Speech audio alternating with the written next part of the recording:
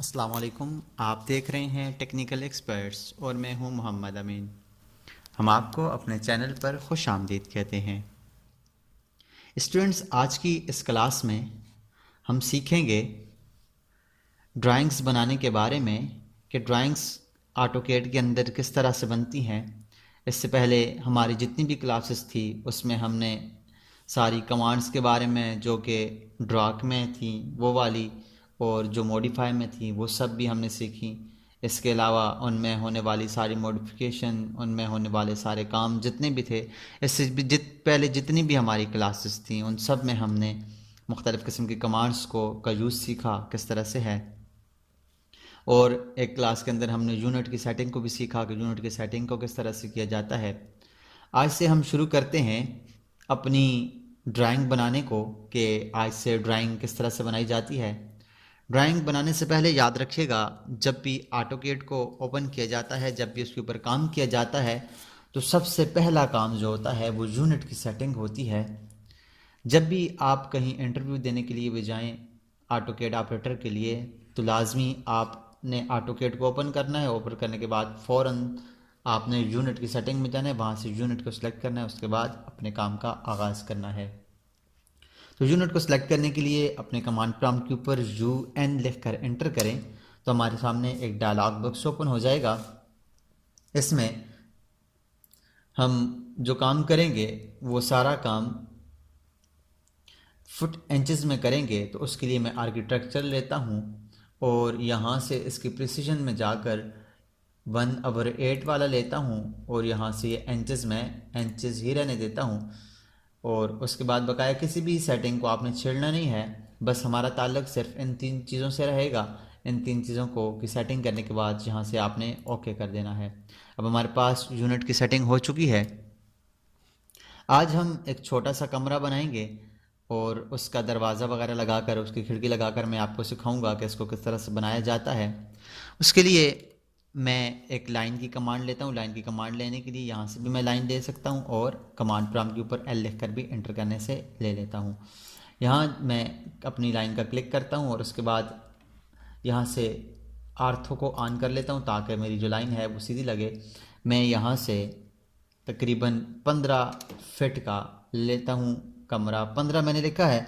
उसके बाद शिफ्ट का बटन दबाकर आपके उसके साथ जो एंटर का बटन है उसके साथ दूसरे नंबर पर जो बटन है उसके ऊपर ये कॉलम पड़ा हुआ है, इसको आपने सेलेक्ट करना है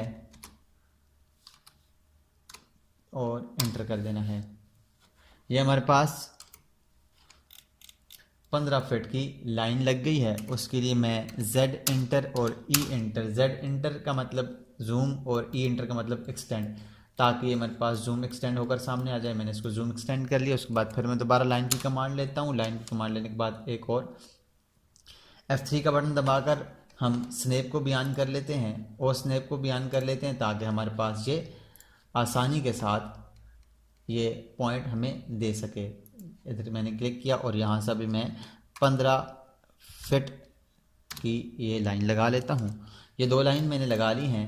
उसके बाद मैं ऑफसेट की कमांड लेता हूँ। ऑफसेट की कमांड लेने के बाद 15 फीट का मैं ऑफसेट लेता हूँ। एक ऑफसेट क्लिक करके इस लाइन को इधर लगा लेता हूँ, एक ऑफसेट इधर लगा लेता हूँ, तो एक ये डब्बा बन गया है। उसके बाद दोबारा से मैं ऑफसेट की कमांड लेता हूँ। ऑफसेट के लिए वो लिख के एंटर किया और उसके बाद 9 इंच का ऑफसेट लेंगे, क्योंकि हमारे पास जो दीवारें होती हैं वो अक्सर 9 इंच की होती हैं। आजकल जो ब्लॉक हैं वो 8 इंच के हैं, लेकिन ज़्यादा जो दीवारें ईंटों की बनाई जाती हैं वो 9 इंच की होती हैं। तो उसके लिए मैंने 9 इंच लिया और उसके बाद इसको क्लिक करने के बाद यहाँ पर क्लिक करने के बाद इधर क्लिक, फिर इसको क्लिक करने के बाद यहाँ पर क्लिक करें और फिर इसको क्लिक करने के बाद यहाँ पर क्लिक करें। उसके बाद फिलेट की कमांड लें, F लिख कर एंटर करें और बगैर इसका रेडियस लिए इस लाइन को क्लिक करें और इस लाइन को क्लिक करें। दोबारा सेंटर का बटन दबाएं, फिर इसको इस तरह से हम इसके चारों कोनों को आपस में मिला लेंगे। ये हमारे पास एक डब्बा बन गया है, एक कमरा नुमा बन गया। उसके बाद दोबारा से ऑफसेट की कमांड लेंगे। ऑफसेट की कमांड लेने के बाद मैं यहाँ से इस दीवार से जो दरवाजे का थोड़ा सा फासला होता है वो रखता हूँ, मैं 1 फुट रखता हूँ। वैसे ड्राइंग के मुताबिक मुख्तलिफ भी हो सकते हैं। मैं यहाँ से 1 फुट की फासला लिया। उसके बाद जो हमारे पास ज़्यादातर जो दरवाज़ा होता है वो 4 फीट का होता है, उसकी जो विड्थ होती है, तो उसके लिए मैं दोबारा ऑफसेट कमांड लेता हूँ और यहाँ से 4 फीट लिखकर इंटर करता हूँ और मैंने यहाँ पर दोबारा से एक लाइन ऑफसेट ले ली। अब यहाँ से मैं एक्सटेंड की कमांड लूँगा, EX लिखकर डबल एंटर करता हूँ और एक्सटेंड कमांड एक्टिव हो जाएगी। यहाँ इसको इसके ऊपर लंबा कर लें, इसको भी लंबा कर लें। उसके बाद मैं ट्रिम की कमांड लूँगा, TR लिखकर डबल एंटर करूँगा, इसको भी यहाँ से काट दें, इसके ऊपर क्लिक करके काट दें, इसके ऊपर क्लिक करके काट दें और इसके ऊपर भी क्लिक करके काट दें।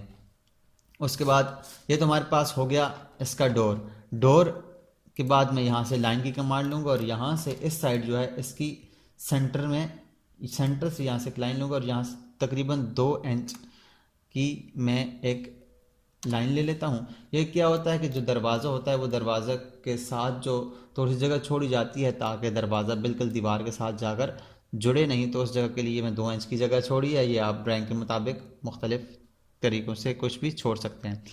उसके बाद याद रखिएगा जितना दरवाज़ा आपने खुला रखा है उतनी ही लाइन की, ये वाली जो ऊपर की तरफ जो लाइन लगा रहा हूँ इसकी उतनी ही लंबाई होनी चाहिए। तो 4 फीट का हमने खुला दरवाज़ा रखा था तो 4 फीट मैंने लिखा और एंटर कर दिया, तो ये 4 फीट की लाइन लग गई है। उसके बाद हम आर्क की कमांड लेंगे। आर्क कमांड के लिए A लिख कर मैं एंटर करता हूँ तो आर्क कमांड लग गई है। यहाँ से क्लिक करें इसके एंड पॉइंट से और यहाँ पर लाकर इसके एंड पॉइंट पर और यहाँ से इसके सेंटर पॉइंट पर क्लिक करें तो हमारे पास ये एक दरवाजे की शक्ल बन गई है। यहाँ से ट्रिम की कमांड ले लें, TR डबल एंटर करके यहाँ से ये जो बार बची हुई लाइन है इसको क्लिक करके ख़त्म कर दें तो हमारे पास ये देखें कमरे का दरवाज़ा बन चुका है। उसके बाद हमारे पास जो अगला आगे है वो हमने इसकी जो विंडो बनानी है उसके लिए मैं फिर ऑफसेट कमांड लेता हूँ और यहाँ से तकरीबन 2 फीट का फासला छोड़ता हूँ, यहाँ से इस साइड पर 2 फीट और आगे मैं फिर ऑफसेट लेता हूँ 4 फीट का और इंटर किया तो यहाँ से ये 4 फीट की खिड़की तकरीबन होगी।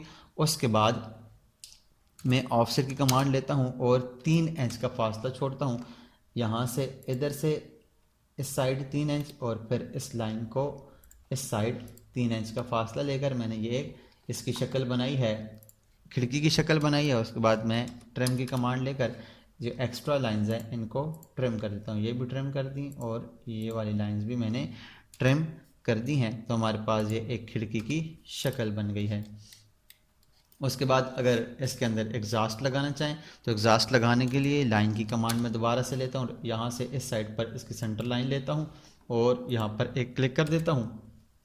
जो हमारे पास एग्जॉस्ट होता है वो तकरीबन 1 फुट बाय 1 फुट का होता है तो मैं ऑफसेट लेता हूँ 6 इंच का एक साइड पे और 6 इंच का इसकी दूसरी साइड पे ताकि ये सेंटर में आ जाए। एक साइड से भी मैंने 6 इंच लिया और दूसरी साइड से भी मैंने इसका 6 इंच लिया और ट्रिम की कमांड लेकर इसको भी ट्रिम कर लेते हैं और इसको भी ट्रिम कर लेते हैं और ये वाली जो लाइन है इसको यहाँ से डिलीट कर देते हैं तो हमारे पास ये 1 बाय 1 फीट का एग्जॉस्ट बन गया है। उसके लिए दोबारा से मैं लाइन की कमांड लेता हूँ, यहाँ से इसके क्रॉस से लेकर इसके क्रॉस तक एक लाइन लगाता हूँ और उसके बाद दोबारा से लाइन की कमांड लेकर इसके क्रॉस से इसके क्रॉस तक एक लाइन लगाता हूँ और दोबारा से मैं एक सर्कल की कमांड लेता हूँ और इसके सेंटर से इसके हाफ तक यहाँ तकरीबन इतना हो कि हमारे पास ये आसानी के साथ आ जाए तो इसके हाफ तक तकरीबन मैंने एक लाइन लगा ली है, एक सर्कल लगा लिया है और यहाँ से सेंटर पर जो लाइन है उनको ट्रिम कर लेते हैं ताकि ये आसानी के साथ एग्जॉस्ट की समझ आ सके। तो हमारे पास ये एग्जॉस्ट का सिंबल है और ये हमारे पास दरवाज़ा है, ये खिड़की और ये तकरीबन एक कमरा बन चुका है। तो इस तरह से हम एक कमरा बनाकर साथ में इसको जोड़ते जोड़ते पूरा एक नक्शा बनाते हैं। इसकी नेक्स्ट क्लास में हम इसको थोड़ा सा बड़ा करके बनाएंगे, थोड़ी और इसको एक्सटेंड करके बनाएंगे। आज के लिए इतना ही, मिलते हैं नेक्स्ट क्लास में। तब तक अपना और अपने साथ जुड़े हर रिश्ते का ख्याल रखिएगा। अल्लाह नेगहबान।